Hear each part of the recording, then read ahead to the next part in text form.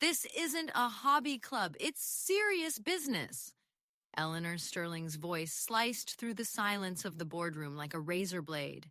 Her impeccable hands rested on the lacquered surface of the mahogany table, every gesture radiating power.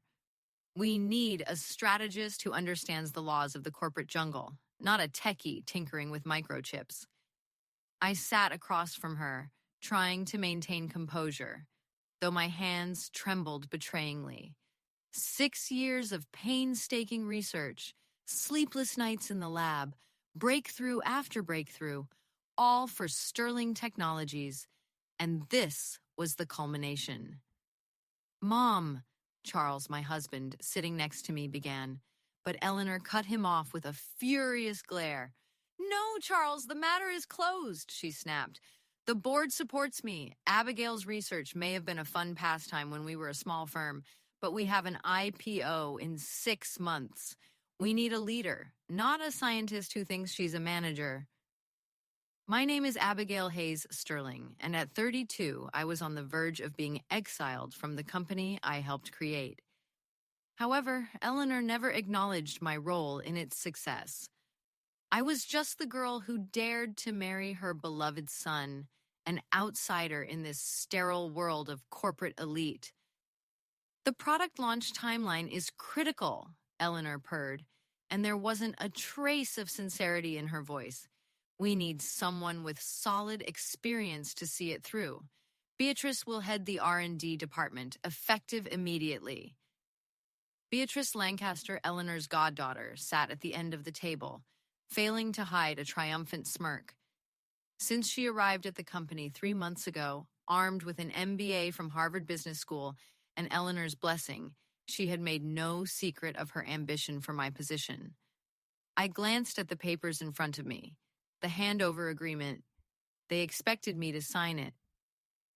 The generous severance package, as they called it, felt more like hush money to keep me quiet while they kicked me out. "What if I don't agree?" I asked, trying to make my voice sound more confident than I felt. Eleanor's smile turned into a snarl. "Then we'll have to revisit your employment contract. I'm sure you remember the non-compete clause. It would be a shame if you couldn't work in this field for the next 5 years." Of course I remembered that contract. How could I not?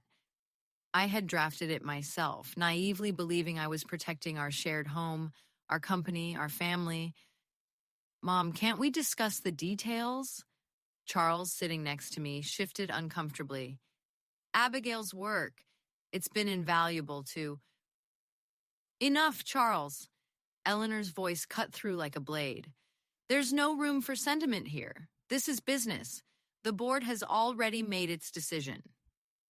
I scanned the boardroom, looking at the faces of the board members, men and women who had witnessed me build this company, brick by brick, from the ground up. No one dared to meet my gaze. Fear of Eleanor Sterling, the CEO who had transformed her late husband's modest tech firm into an industry giant, paralyzed them. But they, like Eleanor herself, in their blind rush to get rid of me, had overlooked one tiny detail. They forgot that I didn't just tinker with hardware, as they put it so dismissively. Every significant breakthrough, every patent that turned Sterling Technologies into a coveted takeover target, bore my name.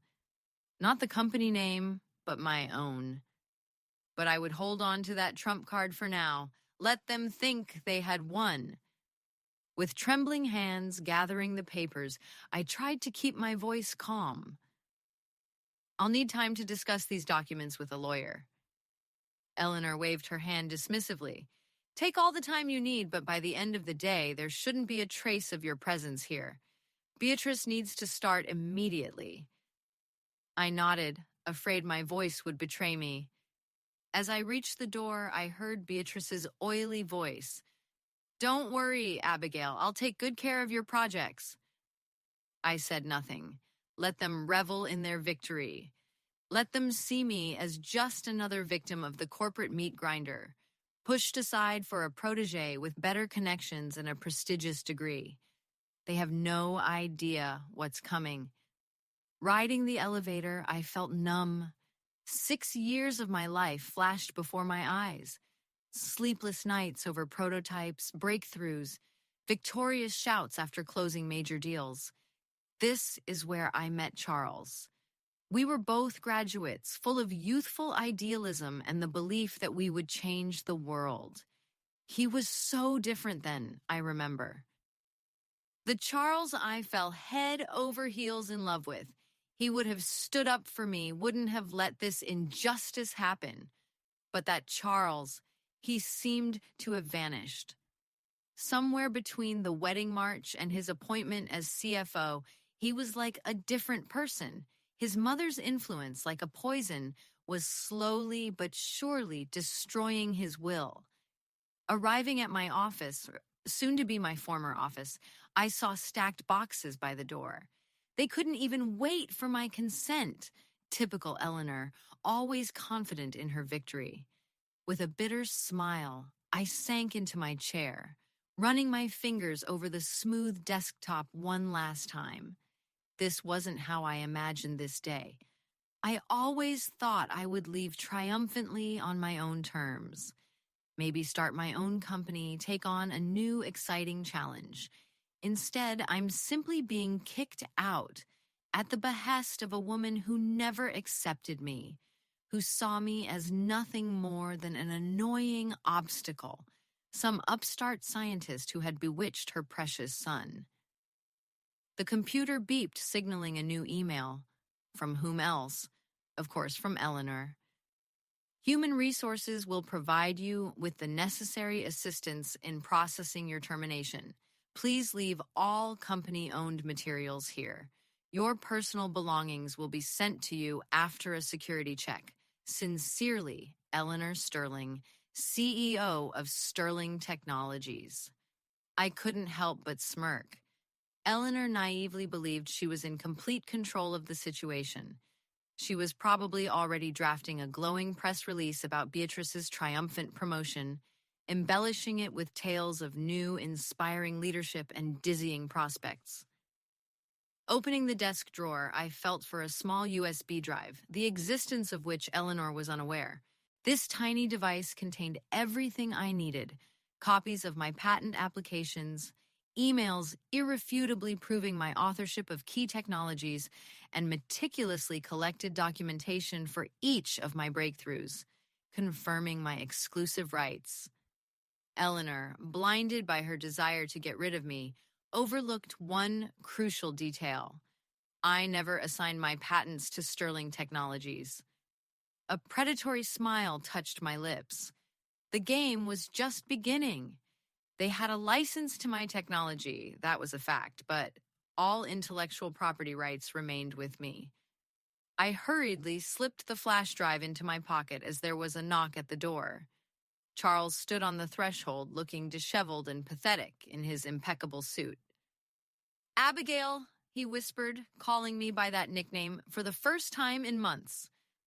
"I'm so sorry. I tried to talk to her, but you know what she's like." I looked at him, really looked at my husband, seemingly for the first time in a long time. When did he turn into this pale shadow of himself? "You knew?" I asked quietly, trying to keep my voice from trembling. "You knew she was planning this?" He looked away, unable to meet my eyes. "She mentioned some concerns about the IPO, about how investors might perceive..." "Perceive what, Charles? That your wife actually knows something? That I'm not just an amateur scientist playing at business?" "That's not fair," he protested weakly, as if his words could change anything. "Mom is just trying to do what's best for the company." I shook my head, the bitterness of disappointment like a stone in my heart. "No, she only cares about her flawless image, and you, as always, let her." He took a step towards me, reaching out in a conciliatory gesture, but I recoiled as if burned. "Don't touch me," I whispered. "Just don't touch me right now." The pain reflected in his eyes might have softened me before, but not today, not after everything that had happened. "I'll pick up my things from the house tonight," I announced, turning back to my desk as if trying to hide my tears. I think I'll stay in a hotel for now. It'll be better for both of us. Abigail, you don't have to, he began, but I cut him off resolute. No, I do. I started gathering my personal belongings, the few that didn't belong to the company. My framed degrees, a favorite photo of my parents, a small robot figurine I had built in college, a symbol of my journey. We can fix this, Charles said, standing in the doorway, as if afraid to come closer. Once the IPO is complete, maybe... I cut off his words with a sharp, sarcastic laugh. IPO, huh? Good luck with that. He frowned, sensing something ominous in my tone. What do you mean? He asked, but I just shook my head, picking up my bag and a small box of belongings. Goodbye, Charles.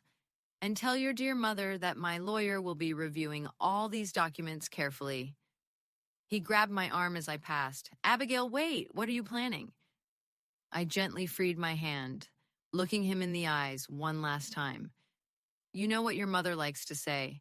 It's just business, nothing personal. I left him standing there, bewildered and confused. Let him wonder. Let them all wonder. And let Eleanor Sterling celebrate her victory, naively believing she had outsmarted her troublesome daughter-in-law. She couldn't have imagined what would happen in 6 months when Sterling Technologies tried to launch their new product line, my product line. They'll learn who they underestimated, but now I had work to do. Real work, not the corporate games Eleanor reveled in. Patents needing review, meetings with lawyers, plans waiting to be unleashed. After all, Eleanor taught me one valuable lesson. Timing is everything, and my time was just beginning. As I drove away from Sterling Technologies for the last time, my phone vibrated with a message from Charles. Please come back. We can talk this through. Mom didn't mean to be so harsh. Don't do anything rash. I shut out the world, focusing on the road. Signs pointing to the heart of Atlanta, Georgia, flashed by as I sped towards the person who would tell me what to do next. 20 agonizing minutes later, I pulled into the parking lot of Thompson & Associates, one of the city's most reputable intellectual property law firms. Walter Thompson, my graduate advisor's attorney since his PhD days, had helped me build my patent portfolio when I first joined Sterling Technologies. He was already waiting for me in the lobby, his dark eyes piercing from behind his glasses. I saw this coming months ago, he said, leading me to his office. Just waiting for your call. I sank into one of his leather chairs, allowing myself to relax for the first time in what felt like forever. Eleanor finally made her move. Walter nodded, pulling out a thick file. Are you sure you want to do this? Once we start, there's no turning back. Eleanor Sterling isn't one to back down without a fight. I'm with you, I stated firmly. Tell me what to do. The next 3 hours flew by as we discussed my patents, licensing agreements, and all the meticulous paperwork I had kept. Walter had helped me build a perfect structure from the beginning, ensuring that while Sterling Technologies had the right to use my technology, they didn't own it. Time is on our side, Walter said, making a note in his pad. They can't launch the new product line without your patents. Any attempt to circumvent them will set them back years. The IPO will tank. I leaned back in my chair, contemplating our plan. So, we just wait? I asked. Exactly, he confirmed.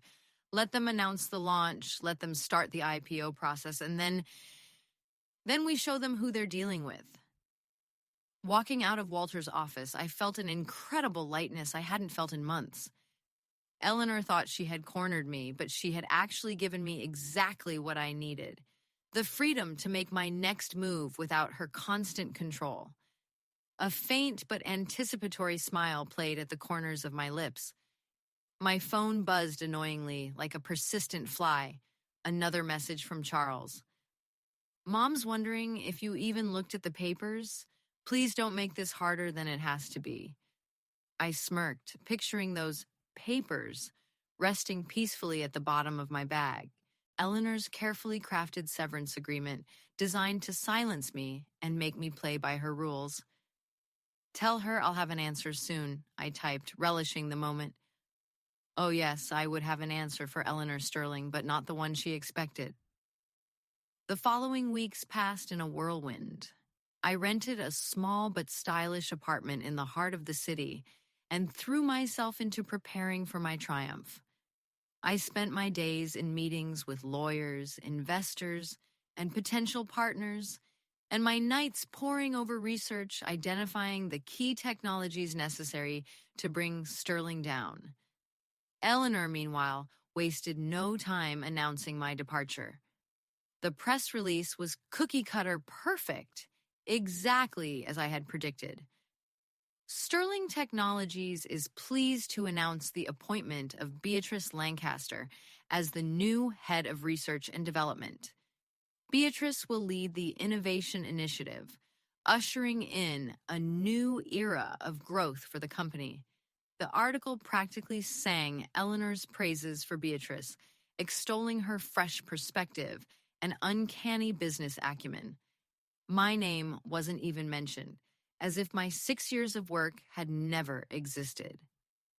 Charles continued to call and text, his messages becoming increasingly desperate, but I kept my distance. He had moved back into his parents' mansion in Buckhead, Atlanta. He said it was temporary, but we both knew it was permanent. "We need to talk," his voice said on the phone when I finally answered one of his endless calls. "About us." "There's nothing to talk about," I snapped, trying to keep my voice steady. "Your mother made her choice. You accepted it without even trying to fight." "What was I supposed to do, Abigail? She's the CEO. There's despair in his voice. "You should have done the right thing, Charles. For once in your life, show some backbone and stand against her." Silence hung in the line. Then he said, as if struck by a sudden realization, "So that's why you're not signing the divorce papers? You want to punish me?" I almost laughed. He still didn't get it. "No, Charles, I'm not signing because I don't need their money.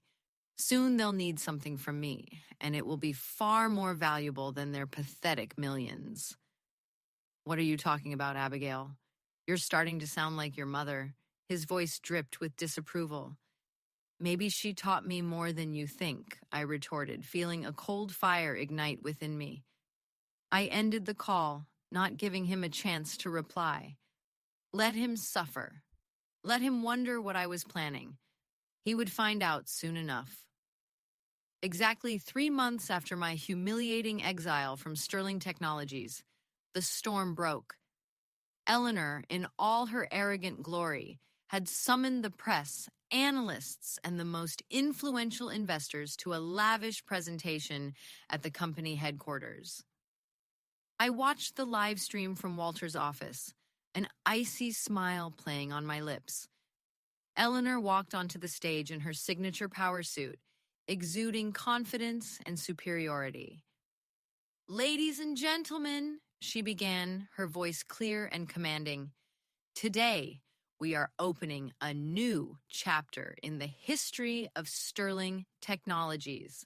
Thanks to the brilliant leadership of our Director of Research and Development, Beatrice Lancaster, we are ready to present a revolutionary line of products that will forever change the world of medical technology." The presentation that followed was flawless, polished to perfection, full of promises of groundbreaking innovations and unprecedented market opportunities. Every word she spoke, every gesture she made, was designed to dazzle and convince. Beatrice and Eleanor basked in the limelight, presenting prototypes of devices created by my hands, technology born in my mind. But then the floor was opened for questions, and a familiar figure came into view. Sarah Chen from the New York Times, a journalistic shark known for her ruthless analysis of tech giants. "Ms. Sterling," Sarah's voice, sharp and assertive, echoed through the hall. "The technologies you've presented bear a striking resemblance to patents owned by Abigail Hayes, Could you clarify the licensing agreements? A flicker of confusion crossed Eleanor's face, but her training took over. All intellectual property used in our products is properly licensed and documented, she stated, as if reciting a rehearsed script. Sterling Technologies has full rights to everything we are demonstrating today. I turned to Walter, who was already reaching for his phone. Shall we begin? He nodded, a predatory smile spreading across his face. It's time to show them what real business is. I snatched the phone, and there it was. The letter, painstakingly crafted over weeks. One tap on the screen, and the house of cards, lovingly built by Eleanor Sterling, would begin to crumble to dust. Send it, I whispered, as if casting a spell. The letter flew to its recipients, the largest IT publications, analysts who monitored Sterling Technologies day and night, and every investor invited to today's presentation. The headline hit like a slap in the face. Legitimacy questioned. Sterling Technologies under fire. Abigail Hayes announces review of all technology licenses. The reaction was instantaneous, like an explosion.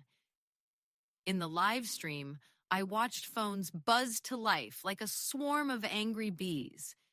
Eleanor was saying something, but her voice was drowned out by the rising hum. The faces of the people who, just a moment ago, had been listening attentively were now glued to their screens. And then, like a bolt from the blue, Sarah Chen rose again, interrupting Eleanor mid-sentence. Her voice was laced with steel. Ms. Sterling, a statement has just been received from Abigail Hayes, claiming that Sterling Technologies' license to use her patents expires in 3 months, right before your planned product launch. Could you comment on this? The look on Eleanor Sterling's face was worth every second of the humiliation I had endured. For the first time in her life, this arrogant queen of business was speechless, and it was only the beginning of the show. The chaos that erupted after my announcement exceeded all my wildest expectations. Eleanor desperately tried to regain control of the situation, but the poisoned arrow had already hit its mark. Investors, like frightened birds, fled the presentation, frantically holding phones to their ears and calling their brokers. Beatrice, paralyzed, stood on the stage, her flawlessly rehearsed speech crumbling to dust. I closed my laptop and turned to Walter with a triumphant, barely contained smile. How long do you think it will take her to call? He glanced at his watch, a faint smirk playing on his lips. Knowing her explosive temper, 3, 2, 1. My phone lit up, displaying Eleanor's name, right on schedule. You should answer, Walter advised, already opening his notebook. Remember, every word is worth its weight in gold. I answered on the 3rd ring, trying to maintain an icy calm and professionalism in my voice. Hello, Eleanor. How dare you? She hissed, and the mask of impeccable composure finally shattered into tiny fragments. Do you even realize what you've done, you idiot? Essentially, yes, I retorted, feeling a wave of confidence rising inside. I'm defending my intellectual property rights. Isn't that what you taught me in business? Always protect your assets. She seemed to choke on air. Your assets? The words dripped with venomous sarcasm. Everything you developed was created for Sterling Technologies. You can't just... I held her gaze, refusing to flinch. Can't what, Eleanor? Can't stand up for myself? Can't run a real business? Each word landed like a bell toll, marking her defeat. I allowed my words time to sink in before delivering the decisive blow. Check your contracts. Every patent, every innovation you so grandly promised your investors. It's all licensed to Sterling Technologies. In my name, and those licenses expire in exactly 3 months. Silence descended, thick and tense. I could almost physically feel her impeccable mask of confidence cracking, revealing panic and the realization of the magnitude of the failure. Confusion flickered in her eyes, followed by undisguised fury. "What do you want?" She finally exhaled and steel-edged her voice. I smirked, anticipating triumph. "I want what I've earned, but we can discuss the details with our lawyers. I'm sure this time you'll want to double-check everything down to the smallest detail." "This isn't over," her warning voice sounded like the tolling of a bell. "No," I echoed, feeling resolve building within me. "It's only the beginning." I hung up and turned to Walter. His face broke into a wide, satisfied smile. "Well played," he said, his eyes sparkling. "Simply brilliant." But we both understood. This was just the first round. Eleanor Sterling wasn't one to build her empire by running away, and she certainly wasn't about to change her principles now. Sure enough, it wasn't even a few hours before Sterling Technologies' legal legion unleashed a barrage of demands and threats on Walter's office. They claimed my patents were the result of work for hire, that I had breached a contract. It even got ridiculous. They tried to prove that my marriage to Charles automatically transferred the rights to my intellectual property to the company. But Walter and I had anticipated this storm. Every contract, every patent application, every document, everything had been verified and thought through down to the last detail from the very beginning. I may have been blind to the intricacies of office politics, but when it came to protecting my work, I never allowed myself to be naive. That same evening, Charles appeared on my doorstep, like a storm bursting into a quiet harbor. He looked more disheveled than I had ever imagined. His tie hung carelessly, and his hair was ruffled from endless touches from hands full of despair. "Can I come in?" His voice sounded as I opened the door. There was pleading in his eyes. "Please, Abigail, we just need to talk." For a moment, I hesitated, ready to slam the door in his face. But something in his face, in that undisguised pain, made me step back. He entered, his gaze sweeping over my new home. Modern furniture, a compact but functional home office, a wall covered with technical books and magazines. "You've been working hard," he murmured, as if acknowledging something obvious. "I was once told that success requires complete dedication," I retorted, and in my memory surfaced Eleanor's endless lectures on what real business is. He collapsed onto my couch, radiating defeat. "Mom's furious. The board of directors is in a panic. Our stock has plummeted 15% since your announcement." 23%, I corrected him, not breaking eye contact. "I'm keeping a close eye on the markets." He looked up at me, and this time I saw something new in his gaze. He actually saw me, perhaps for the first time in years. "You planned all this, didn't you?" he whispered, "even before they decided to get rid of you." "No," my voice sounded utterly sincere. "I started making plans when your mother made it clear that my efforts meant nothing to her. The very moment she tried to snatch the work of my life from my hands and give it to Beatrice, as if it were her personal property that she was free to dispose of." "She didn't realize," he started, but I didn't let him finish. "She realized perfectly well," I interrupted sharply. "She just didn't care. She never cared. To her, I was just a scientist, not good enough for her son, not fitting into her ideal corporate world." "That's not true." His protest sounded unsure, as if he didn't believe it himself. "Oh, but it is." I walked to the desk and picked up a folder. "Here are copies of emails between your mother and Beatrice, starting 6 months ago. Plans for my elimination, discussions of the details of transferring my projects. Do you want to hear what your mother said about me?" He shook his head, but I couldn't stop myself. The words burst out like lava from a volcano. She called me an inevitable obstacle. Even before the official IPO announcement, I was hinted that it was time to think about the future and find myself a more suitable partner. Daniel's face darkened as if a storm cloud had covered him. His eyes showed shock and pain. "Where did you dig this up?" My voice dripped with venom. "Did you forget? I'm supposedly a technical genius here, the very one who, according to your dear mother, was just dabbling in business." I plopped down on the chair across from him, staring daggers. "The main question, Daniel, did you know about this dirty plan?" He avoided my gaze like a schoolboy caught cheating. I knew she wasn't thrilled about our relationship, about how it would affect investors when a researcher holds such a key position, but I couldn't imagine she would go this far. "Or maybe you didn't think I'd fight back." The tension in the silence was palpable, like a taut string ready to snap. Every silence screamed of unspoken grievances. Finally, Daniel looked up at me. His eyes were filled with weariness and a kind of doomed sadness. "What do you want?" he whispered. "Tell me, how much? I'll pay any price to fix everything." I gave a bitter smile, with not a trace of amusement in my laughter.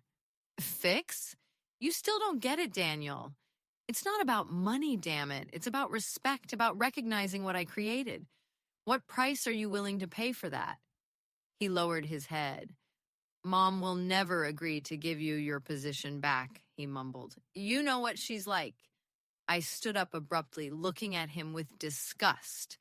"I don't need your position," I hissed through my teeth. "I don't need anything from Sterling Technologies at all." I intended to make Eleanor realize what a colossal mistake she had made in rejecting me. At that moment, my phone came to life, vibrating with a message from Marcus Thompson. "Hayes Medical just contacted us. They want to meet." A smile involuntarily bloomed on my face as I remembered how contemptuously Eleanor treated my developments.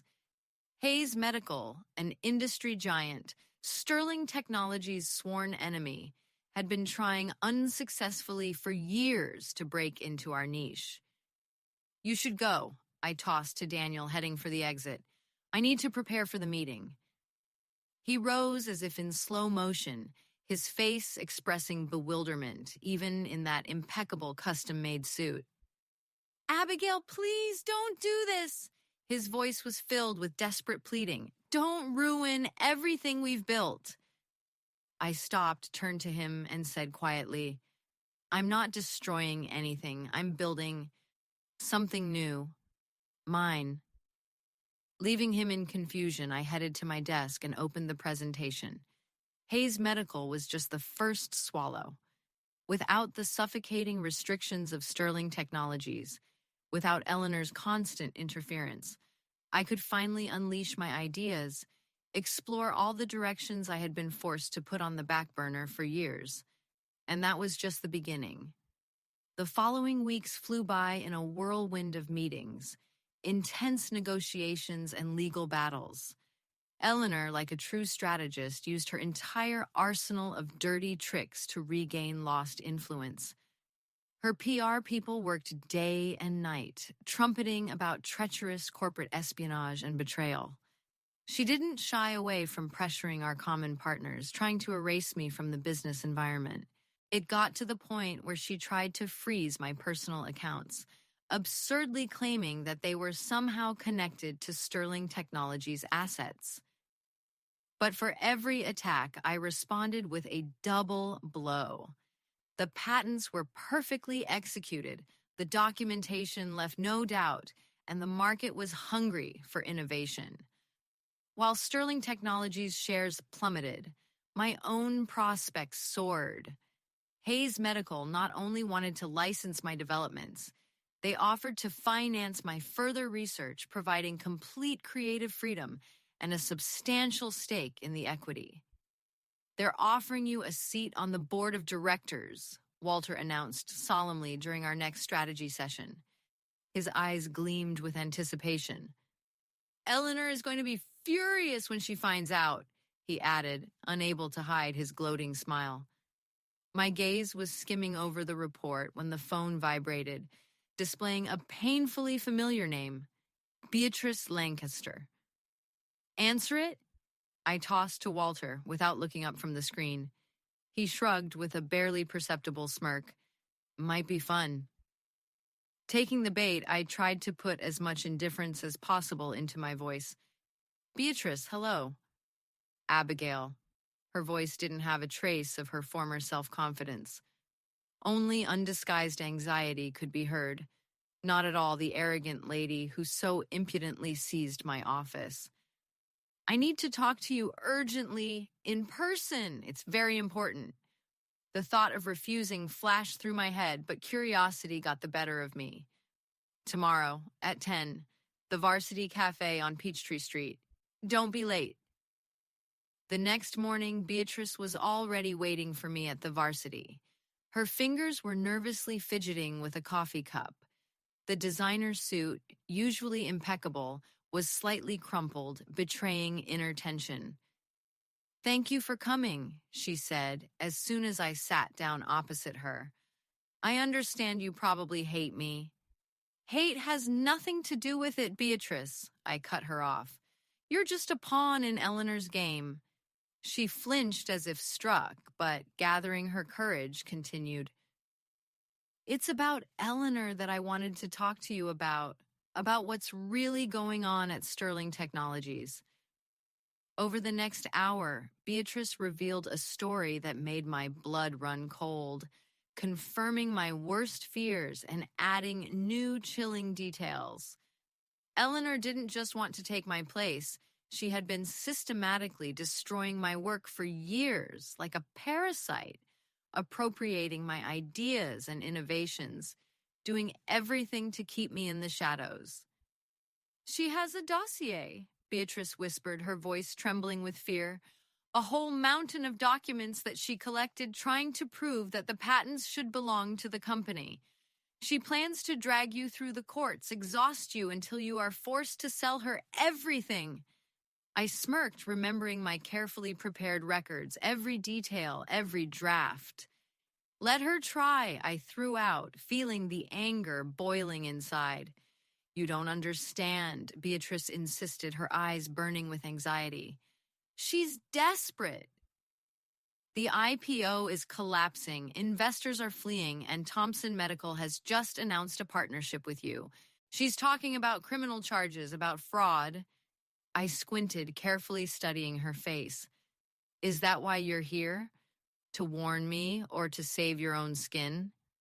She lowered her eyes and shame flushed her cheeks. Both, she admitted, her voice barely audible. I thought I got my dream job, but it's all built on lies, on sand, and when it collapses, I leaned back in my chair, lost in thought. Beatrice, naive, maybe too ambitious, but there's no malice in her. She's just a pawn, a lifeless figure in the chess game that Eleanor is playing. Send me copies of everything, I finally said, trying to speak as calmly as possible. All files, all documents, every single one. Do it, and I guarantee you'll get back on your feet after all this. I saw her shoulders slump as if a load of unbearable weight had fallen from them. Thank you, she whispered, and there was sincere gratitude in her voice. I'll send everything tonight. On the way to the car, I felt the last pieces of my plan fall into place. Eleanor thinks she can drown me in endless litigation. Let her try. Truth is on my side, and now I have irrefutable evidence of her dirty machinations. In the evening, as I was carefully studying Margaret's files, the phone rang. It was Daniel. Mom is calling an emergency board meeting for tomorrow, he blurted out, without any preamble. There was panic in his voice. She's going to try to push through a decision that will destroy you. I know, I replied in an even voice, trying not to betray my excitement. I know everything, Daniel, all her plans that she's been hatching for years. The question is, what are you going to do with all this? A long pause hung in the air, like a heavy curtain. Finally, he said, What? What are you trying to say? I held his gaze, full of determination. I'm talking about whether you're going to keep watching her destroy the company your father created, how she turns everything to ashes just so she doesn't have to admit her mistake. He turned away, as if struck. What can I do? What choice do I have? I approached, lowering my voice to a whisper. There's always a choice. You just need the courage to make it. The next morning, I stood in front of the mirror, carefully choosing an outfit. Not one of those impeccable suits that Eleanor chose for me, but the one I bought myself after leaving Sterling Technologies. It was my symbol of independence, of my strength. Today is the final act. Walter was waiting for me in the lobby of Sterling Technologies headquarters. In our hands were folders full of evidence. We timed it perfectly, just in time for the start of the emergency board meeting called by Victoria. Ready? He asked as the elevator doors closed. There was concern in his eyes, but also determination. I took a deep breath and straightened my shoulders. Ready. A deathly silence fell in the meeting room as we entered. Eleanor, who was seated at the head of the table, froze as if she had been turned into a statue. Daniel sat to her right, Margaret to her left. Both were pale, but their eyes reflected steely determination. Every gesture, every glance, spoke of a tension that had reached its breaking point. What is the meaning of this? Eleanor's voice was icy. This is a closed-door meeting of the board of directors. I calmly placed my folders on the table and replied firmly, this is precisely where we need to be. We have irrefutable evidence of systematic fraud, blatant attempts to steal patents, and brazen corporate espionage. And everyone in this room needs to see that evidence. How dare you? Eleanor Sterling shrieked, but the chairman of the board cut her off with an authoritative gesture. Let her speak, he said, a glint of steel in his eyes. Given the challenging situation facing the company, I think we should all hear this. Over the next hour, I methodically laid out everything, documentation of my patents, evidence of Eleanor's audacious attempts to steal them, proof of her insidious plan to push me out of the company, her ambition to appropriate the fruits of my labor. The files provided by Beatrice were the final crushing blow. When I finished speaking, the room was filled with a dead silence, as if everyone had stopped breathing at once. Eleanor jumped up, her face flushed with rage. This is absurd. She's just trying to destroy this, not out of malice. Charles's voice, like a thunderclap, cut through his mother's protest. She's trying to save the company from you. All eyes turned to him as if on cue. Charles stood up, straightening his shoulders as if casting off years of subservience. I propose an immediate vote of no confidence in the current CEO. Eleanor's face turned as white as chalk. Charles, what are you doing? She hissed, a note of desperation cutting through her anger. What I should have done years ago, he replied, looking his mother directly in the eye. His voice was steely, standing up for what's right. The vote was unanimous. No one dared to support the sinking ship that was Eleanor Sterling. In less than an hour, Eleanor Sterling was no longer the CEO of Sterling Technologies. She sat as if turned to stone, not uttering a word, as she was stripped of her power. And 2 hours later, the board approved my proposal, a partnership with Hayes Medical. It would save both companies and my patents would be safe. I felt the burden of responsibility that had been weighing on me all this time begin to lift. As the board members animatedly discussing transition plans and stabilization measures left the room, Charles approached me. His eyes reflected remorse. "I know it's too late," he said quietly, bowing his head. "Too late for us, for me. But thank you. Thank you for showing me what true strength looks like." I simply nodded, feeling the weight finally lifting from my shoulders. The burden of responsibility fell upon me. "Take care of the company, Charles. Make your father proud." 6 months later, I sat in my new office at Hayes Medical, my gaze sweeping across the Atlanta, Georgia skyline. Behind me, on the wall, my patents were displayed, not hidden away in a dusty lab, but showcased for all to see, like trophies. The phone vibrated, bringing the news. Sterling Technologies announces successful merger with Hayes Medical. Former CEO Eleanor Sterling resigns. A smile touched my lips. I remembered that day in the boardroom when Eleanor had dismissively waved me off, as if I were an amateur pretending to be a businessman. And now I was joining the board of directors of one of the largest medical technology companies in the country. My inventions were saving lives, and I finally felt truly free. Eleanor taught me one last but very important lesson. Success is not just about patents or lucrative deals. New horizons open up not only through technological breakthroughs, but also through the realization of one's own worth and the courage to stand up for it. Upon returning to my workspace, my attention was drawn to a small package, modestly placed on the desk. Inside lay an artifact from the past, the very robot figurine that witnessed my student years and symbolized the beginning of my journey. It came with a note written in Charles's familiar handwriting. It returns to its creator. "Thank you for the lesson in true business." See, I placed the figurine on the table like an anchor, reminding me of the path I had traveled and the heights I had reached. Eleanor, confidently writing me off as an amateur, overlooked a key principle of business.